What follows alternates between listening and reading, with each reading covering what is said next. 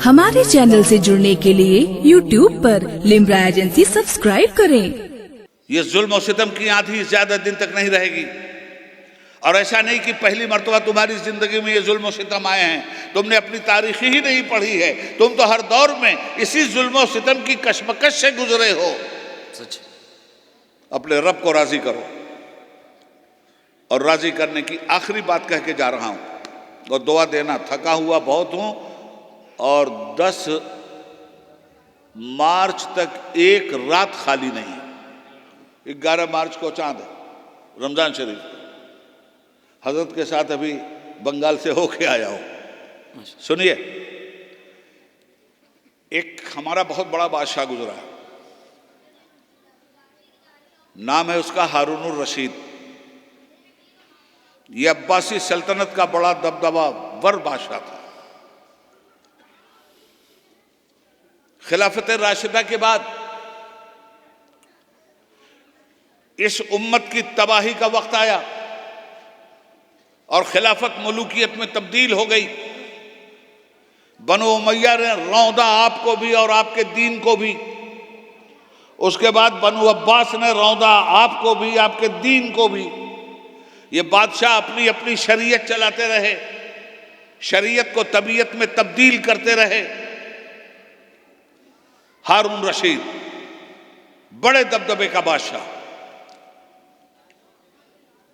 उसके एक रिश्तेदार थे, प्रिंस थे, शहजादे, जर्क बर्क लिबास पहनते थे, फूलों की सेज पे सोते थे। मगर उनकी खुशकिस्मती ये थी कि 7वें इमाम अहले बैत मुस्तफ़ा सल्लल्लाहु अलैहि वसल्लम, इमाम जाफर सादिक अलैहिस्सलाम के बेटे इमाम सैयदना मूसा काजिम अलैहिस्सलाम, ये उनका ज़माना है। बगदाद में सल्तनत अब्बासिया का मरकज़ भी और बगदाद ही में सल्तनत ईमानिया का मरकज़ भी।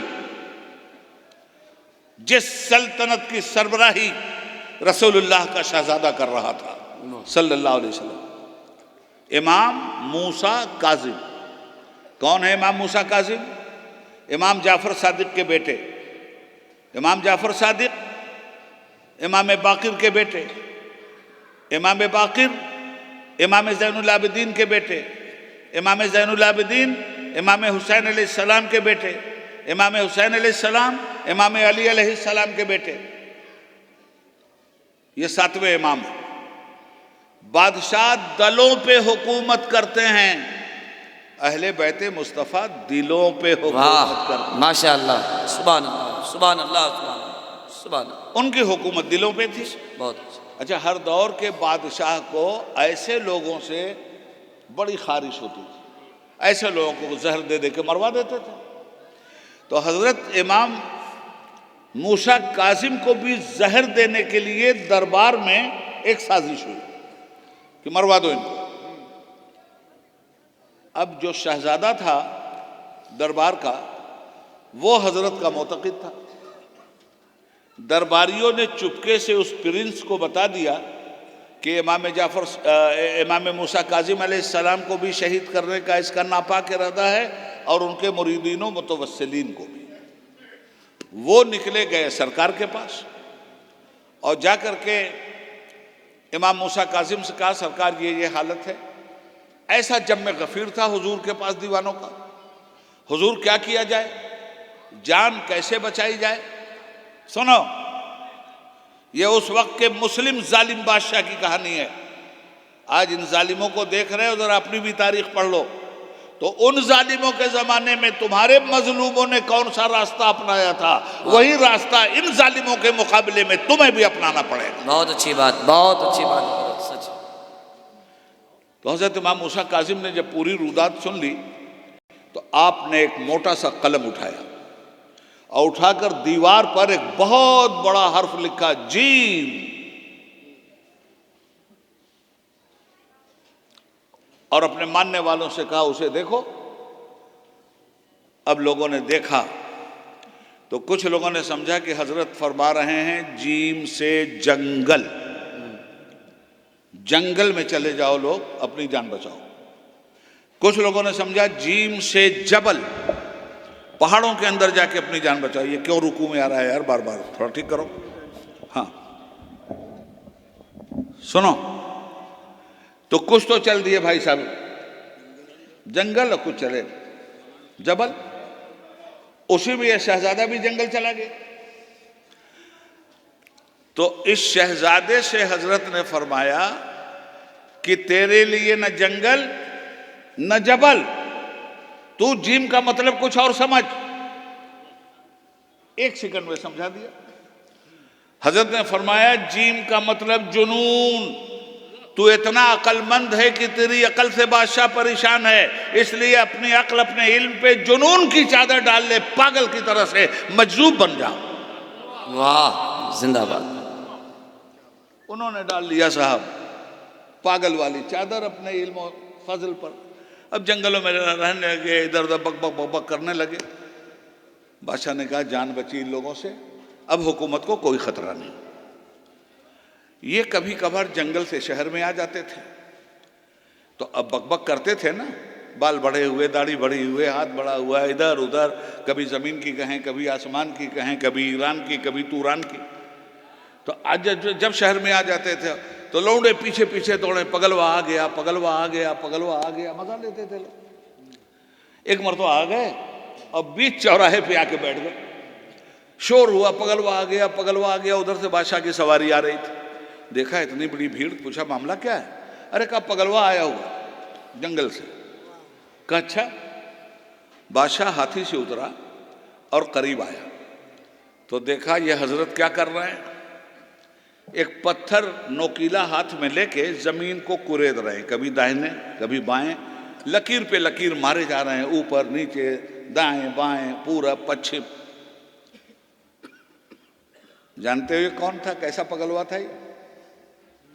इस पगलवा को आप सब जानते हो, अभी नाम ले लूंगा, सब बोलोगे हाँ जान गए। ये था दाना, मगर दाना को बहलोलियत की चादर उड़ा दी। बहलोल पागल, अकेला आदमी है जो पागल भी है और अक्लमंद भी है। वाह। ये थे बहलोले दाना।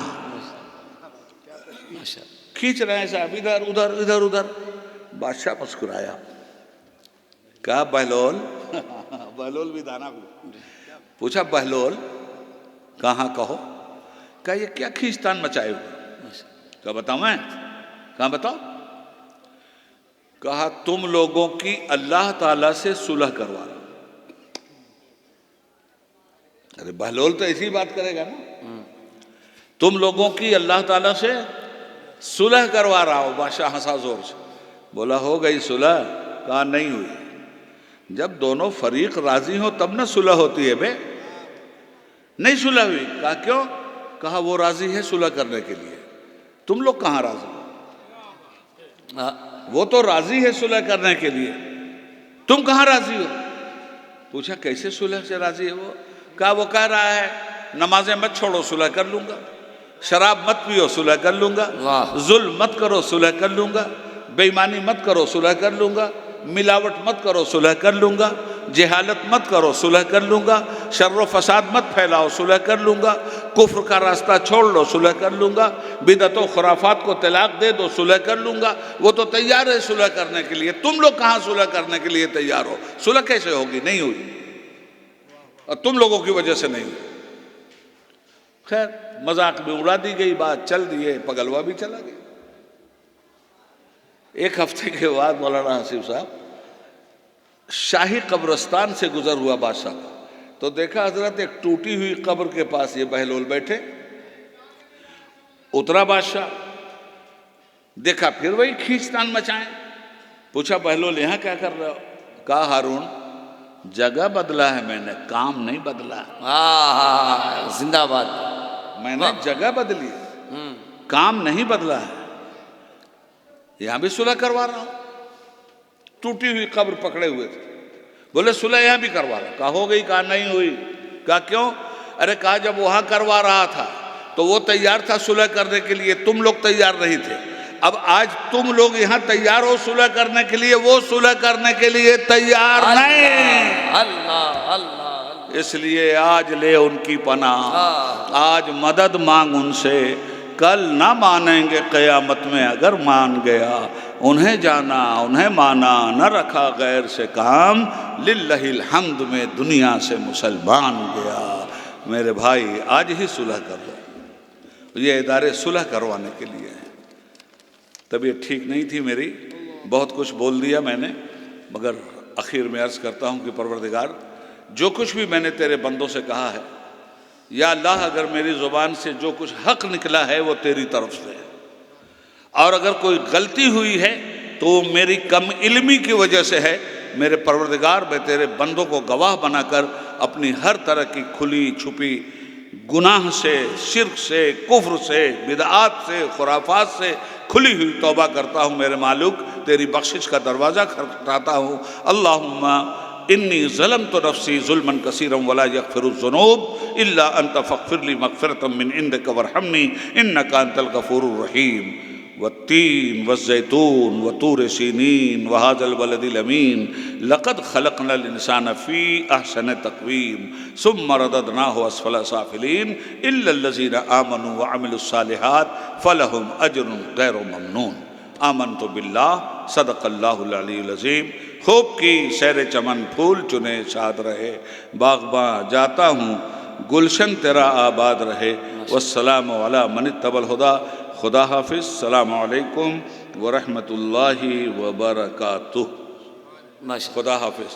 भाई साहब, मुझे सीधे से जाने दीजिएगा, जलसे को गड़बड़ मत कीजिएगा, एक आदमी भी नहीं उठेगा। ये उठक बैठक की वजह से जलसा बहुत इंतशार का हामिल हो जाता है। खुदा के लिए इसकी पाकीज़गी को बचाइए। मुझे सीधे सीधे जाने दीजिएगा। उलमाए किराम मौजूद हैं, आप आराम से तकरीर सुनिए, मेरे लिए दुआ कीजिए। अस्सलाम वालेकुम।